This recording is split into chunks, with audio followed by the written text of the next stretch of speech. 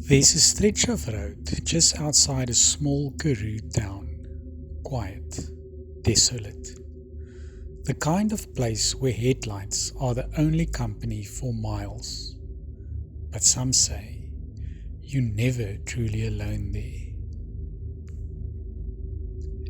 This is the story of Maria Charlotte Roux and the ghost that haunts Uniondale. Not a myth, not a campfire tale. A true South African legend that still sends shivers down the spines of those who dare to drive that road alone.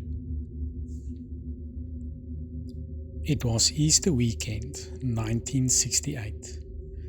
Maria Roux and her fiancé, Johan Pretorius, were travelling from Pretoria to Riversdale.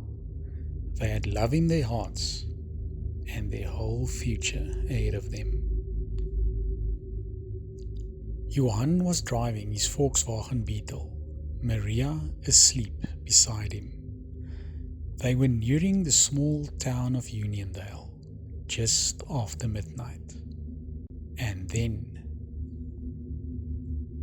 a freak storm, a curve in the road, a tire, a miscalculation, a second too late.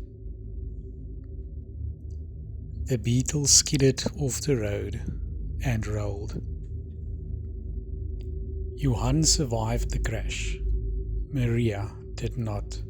She was 22 years old. The quiet Karoo night swallowed the sound of twisted metal and shattered dreams. And with it, something else was awakened. For nearly a decade, the road remained silent until 1976, when the reports began.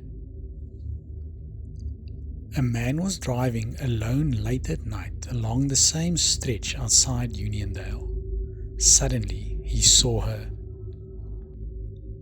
A young woman standing on the side of the road, dark hair, pale face, wearing what looked like a wedding dress or a white church gown. She was drenched, soaked from the rain, but calm. He slowed down, rolled down the window. "Do you need a lift?" She nodded once and got into the back seat. He glanced at her in the mirror. She said nothing, just stared ahead. And then, after a few kilometers, gone, the man slammed the brakes, looked back. The back seat was empty. The car door hasn't been opened. The cushions was still damp. It didn't end there. A few months later, a motorcyclist picked her up. He felt the weight of her arms around his waist, felt her breathing, and then she vanished. The motorcycle wobbled. He nearly crashed. Terrified, he drove straight to the nearest police station in Uniondale. He was shaking as he told his story. Dozens of similar encounters began pouring in, always the same: a woman in white, a quiet demeanor, a sudden, unexplained disappearance. Some witnesses claimed they heard laughter before she vanished. Others, a whisper in their ear: "I'm looking for Johan." Locals believe it's Maria's spirit, restless, searching, mourning, still trying to reach the life she was supposed to have.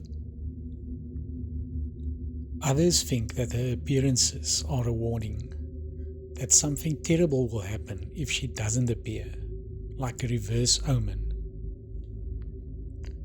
Some skeptics chalk it up to stress, fatigue, or the isolation of the Karoo playing tricks on the mind. But how do you explain so many matching accounts from people who never met? Some even took lie detector tests and passed. Some say the sighting stopped after the 1990s, but why? One theory is that Maria finally found peace.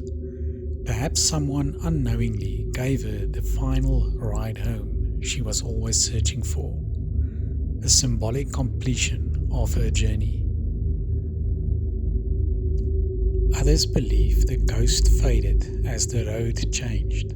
More traffic, less isolation. Spirits, they say, cling to energy and silence.